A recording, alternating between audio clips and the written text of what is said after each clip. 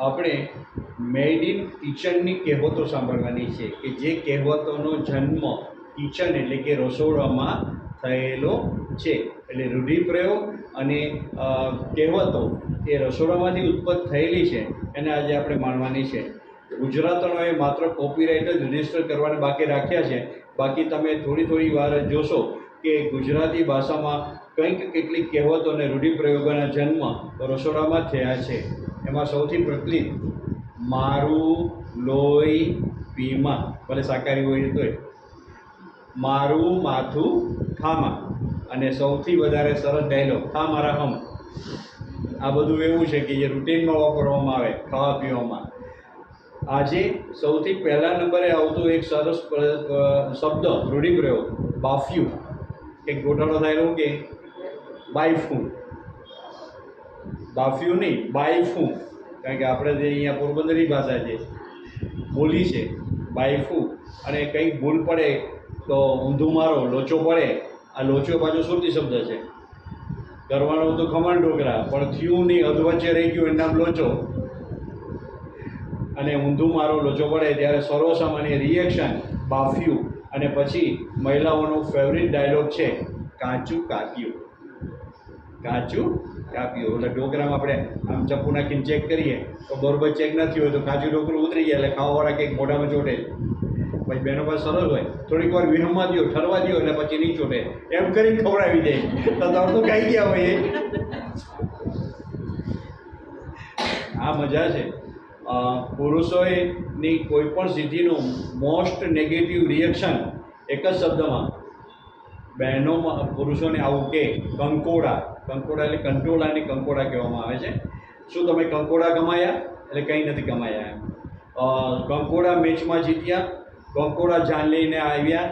કંકોડા એટલે એવો શબ્દ કે એની કોઈ કિંમત નથી. પણ આજે ખરેખર જ્યારે આવે છે કંટોળાનો ભાવ બહુ વધારે હોય છે, 100 રૂપિયા કિલો આસપાસ હોય છે, જે હૃદય માટે ઉપયોગી છે, હાર્ટ માટે. પણ તેલ વિનાનું બનાવો તો એમાં તેલ નાખો તો પાછું નુકસાન કરે. કહેવતો મેડ ઇન કિચન હોય તો ત્યાં શાક ન હોય કેમ ચાલે?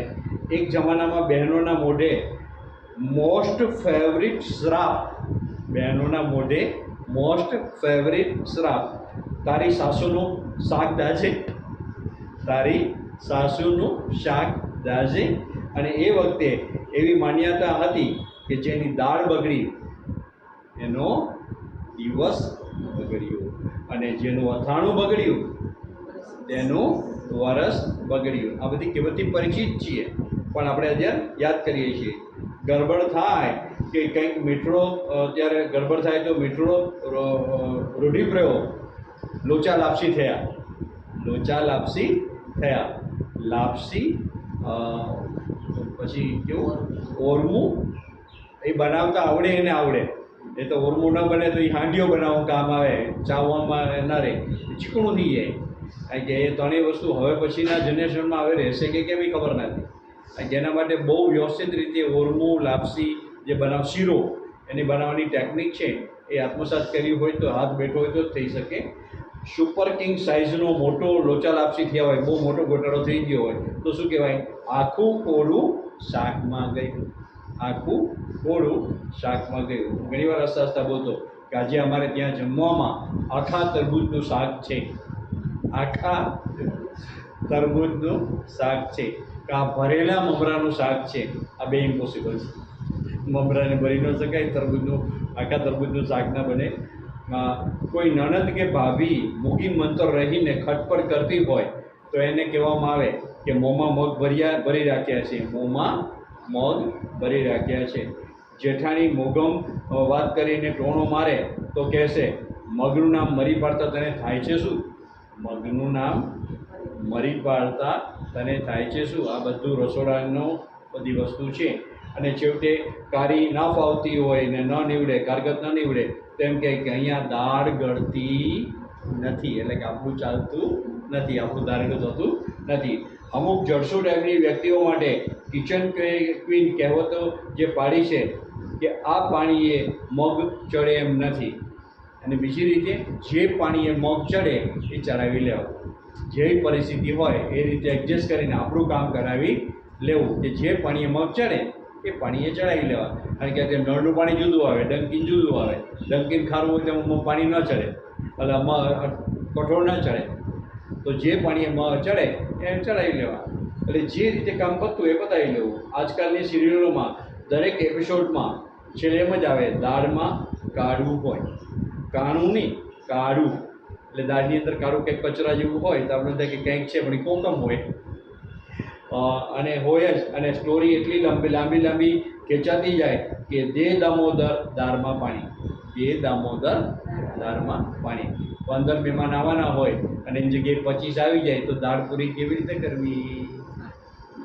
ખાલી પાણી ન નખાય, પાછું કટે કરવું પડે, લોટ ઉમેરવો પડે, પાણી જેવી થઈ જાય. એટલે પછી એડજસ્ટ કરવું પડે. અને બેનો બહુ હોશિયાર હોય, બટેટાને બાફી સુંદો કરી ક્રોસ કરીને દાળમાં નાખી દે, એટલે દાળ ઘટે થાય, ક્વોન્ટિટી વધે, પાણી નાખેલા એડજસ્ટ થઈ જાય. પણ બીજો મીઠો મસાલો નાખવો પડે. સિરિયલોવાળા એમ જ માનતા હોય છે કે ગોળ નાખો એટલું ગળ્યું થાય. પરંતુ કંટાળેલા પ્રેક્ષકોમાં બેઠેલી મહિલાઓ કહેતી હોય છે કે વાતમાં મોણ નાખ્યા વિના, સીધું કહો ને, વાતમાં મોણ નાખ્યા વિના સીધું કહો ને. અમુક એટલી બધી વાત લંબાવે ને છેલ્લે કંઈ ન હોય. ખોડિયો ડુંગર અને નીકળ્યો ઉંદર.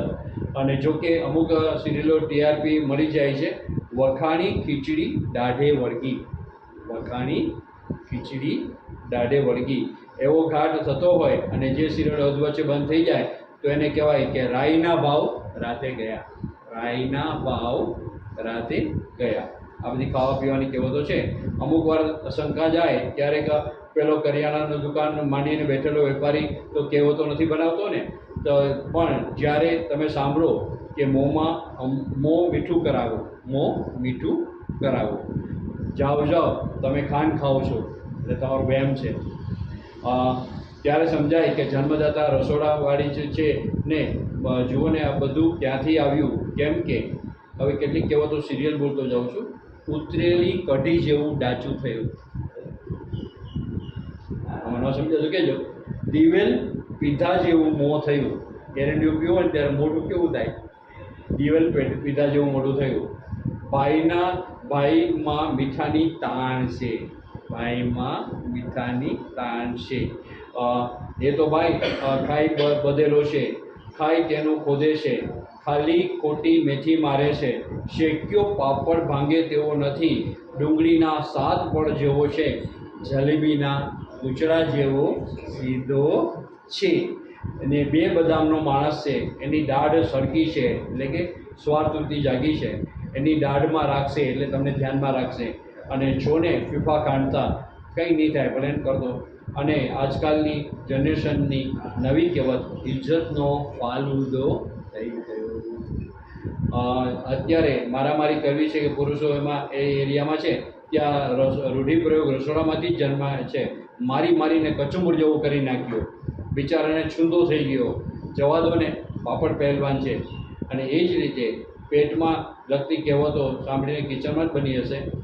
બિલાડીના પેટમાં ખીર ટકે તો સ્ત્રીના પેટમાં વાત ટકે. પણ આવું નથી, આ તો કહેવત છે, પણ આવું ખરેખર આવું પણ નથી. જેને કોઈ ન પહોંચે તેને તેનું પેટ પહોંચે. પાપી પેટનો સવાલ છે, પેટ કરાવે વેટ. પેટ ભરીને પંચાયત કરી. ઓટલા પરિષદ પહેલાં જામતી, આજ મોબાઈલ આવતા ઓટલા પરિષદ ગુમ થઈ ગઈ. મસાલા અને સ્વાદની દુનિયામાં જે રસોડાની જે શરૂઆત થાય છે ત્યારે એ લગતી કહેવતો, મીઠું મરચું ભભરાયા વિના વાત કરને, તમને કેમ મરચાં લાગે છે?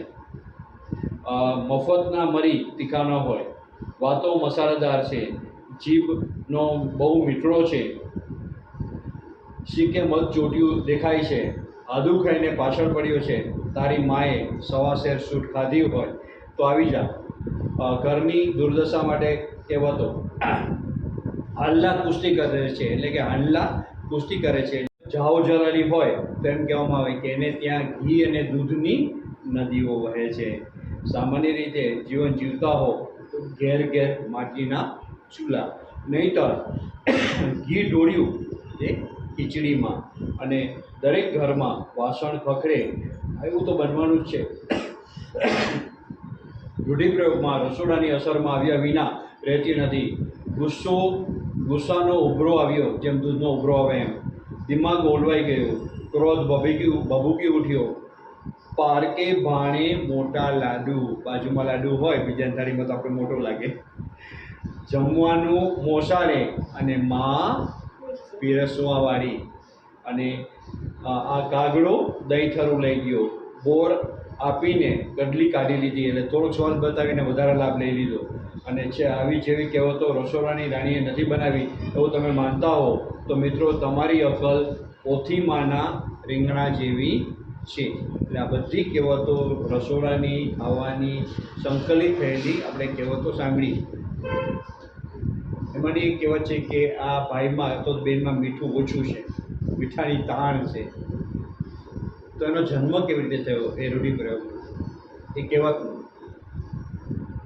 એટલે એનામાં સેન્સ ઓછી છે, બુદ્ધિ ઓછી છે, તો વિવેક બુદ્ધિ ઓછી છે. ઘણીવાર બુદ્ધિ હોય પણ સામાજિક વ્યવહાર થોડો ઓછો હોય તો એનામાં થોડુંક ચારાણી ઘટે છે, આપણે એવું પણ કહીએ છીએ. તો અહીંયા મીઠાની તાણ છે શબ્દ આવ્યો કેવી રીતે? બાળક જન્મે એની નાળ હોય, એ નાળ કાપી અને જમીનમાં દાટવામાં આવે અને જમીનની અંદર ખાડો ખોદીને એની માથે મીઠું નાખવામાં આવે પૂરતું, કે જેથી કરીને નાળ છે એનું ડિસ્ટ્રોય એટલે કે વિલીનીકરણ થઈ જાય, નાશ પામે, કે કૂતરું ખોદીને ખાઈ ના જાય. એટલે મીઠું બરોબર નાખવામાં આવે. એમાં મીઠું થોડું ઓછું પડ્યું હોય ને એટલે એમ કે એનામાં મીઠાની તાણ છે. પણ નવી જાણકારી હવે પછીના યુગની અંદર આવી રહ્યું છે કે નાળને સાચવવામાં આવે છે. ડૉક્ટરો એને પ્રિઝર્વેટિવ કરીને એના યોગ્ય ટેમ્પરેચરમાં મેન્ટેન કરવામાં આવે છે, કારણ કે એમાં ડીએનએ રહેલું છે. ભવિષ્યમાં એ ડીએનએ દ્વારા કોઈ પણ અંગ બાળકનું ઘડતું હોય તો એ બનાવી શકાય છે, અને ભવિષ્યમાં એની જરૂર પડે તો એનો ઉપયોગ બીજી રીતે થઈ શકે છે. એટલે બાળકની નાળ હવે એ સ્ટોરેજ કરીને સાચવવામાં આવે છે, એ નવું સાયન્સ છે. એટલે બાળકનો જન્મ